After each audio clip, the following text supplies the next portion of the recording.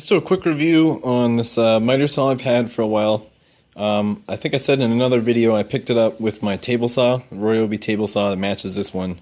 Both of them together was like $200, $250, I forget. It was at a yard sale, and it was over a year ago. This saw, in particular, has paid itself off multiple times for that price. This is a fantastic tool. I'm really glad that I bought it. I think everybody needs a miter saw, definitely. Definitely go out and buy one. I bought it pretty much in this condition. It did have the lovely dealies that come out the side, the supports. It did not come with a safety shield. If you buy one, you should get it with a safety shield, for safety, because that's important. I don't use mine. I just keep my fingers clear, but I like to be able to bring the blade down and see where it's going to hit. A lot of times, too, the safety shields these days fall apart. So this didn't come with one, but I live with that. I did a little upgrade here with this red duct tape. That is to collect more sawdust. It goes all the way around the outside there, and it collects the sawdust that comes off the back. Because if you know anything about miter saws, they do poop out a lot of sawdust. Here's the bag that it came with that was on there. It fills up very quickly with sawdust. I don't like using the bag. I did notice, and I do use it, you can put a shot back right in there. So not only will the blade and the currents itself shoot the sawdust in there, but your shot back will put a vacuum in this area. So this is definitely an upgrade. I've seen some universal ones that you can buy. Duct tape works fine. If it falls off, it's duct tape. I can just replace it. So that's pretty good. Pretty quality. It's all metal. Metal lock that locks in place here. Not the most precise angles, but most of the stuff I do is rough cut, practical carpentry. So this does work. I'm doing a little upgrade today, putting on a 180 tooth. That's what the 180T means.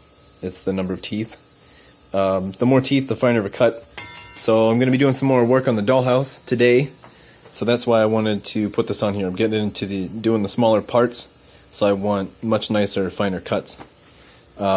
This is what I did have on here. I don't even think there's a label. There it is. This is a 40 tooth blade. There it says teeth. It's kind of worn out, but whatever. So this does work, but it's more of a rough cut saw. A little in between, does a little both. If you go slow, you're going to get a nice cut. If you go fast, you're going to rip some splinters out of the edge. Then there's more sanding. With this, there's going to be virtually no sanding. Could have went and spent more on the extra expensive, nice like DeWalt blades. This is just a Irwin. It was like $12, I think. Let's see if it says Irwin on there. I think it's in under there. But yeah, so to change those out, all you have to do is lift it up, undo this. It's reverse threaded. The tool comes with it. There's a little spot to hold in here. But Ryobi, that's the point of this video. Ryobi is pretty quality. They're putting a lot of high class, not really high class, but innovative ideas into their tools these days. I think it's a Home Depot brand. They're definitely, where they don't make up for in the quality in some areas as like, your higher name brands like DeWalt.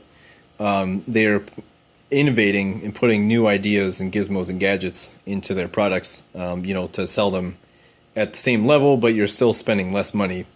With DeWalt, most of the times you're paying for the name. Sometimes, they definitely have the quality. It's definitely going to last for years. But if you wanted something to do, if you wanted to go the extra mile for the extra features on a DeWalt, you're going to pay a lot more money. So if you're just a DIY guy, not a professional, these will definitely get you by. So that's this one. Let's see if I can find the specs on here. I should have looked that up beforehand. I don't even know if the stickers are going to be on here. I beat the crap out of this thing. I use it for every single project that I do. I can't tell you or explain how much I use this thing. It's the most valuable tool, one of the most valuable tools that I own. So definitely go out and get a miter saw. Look around, do your research, get a good one, and it'll last you a good time, and it'll save you a lot of money and a lot of time and effort cutting things. And then I'm going to do another video on the table saw that goes with this. Some of the neat features that I liked about this, again, most of them come with this. What makes this unique, I guess. Not much. There isn't much. The features that I did like about this design. Okay, so it has a locking mechanism, so it can be locked in this position. It's a basically a contractor's miter saw, so when you lock it in, you can use this as a carry handle and move it around your job site. It's not very heavy. It's nice and small and compact. You can fit it definitely in a smaller shop. So this might be something like what you want to get. The things I don't like about it, it only does regular mitered cuts, which means it goes like this. It is kind of limited. In here we can see how far it gets, about 50 and one of those strokes. That's as far as it goes, that angle. Maybe if it could go this way, that would be nice. I'm definitely going to upgrade. I want to get one, definitely a compound miter saw, which does cuts like this. You know, you can vary the angle like that instead of just like this.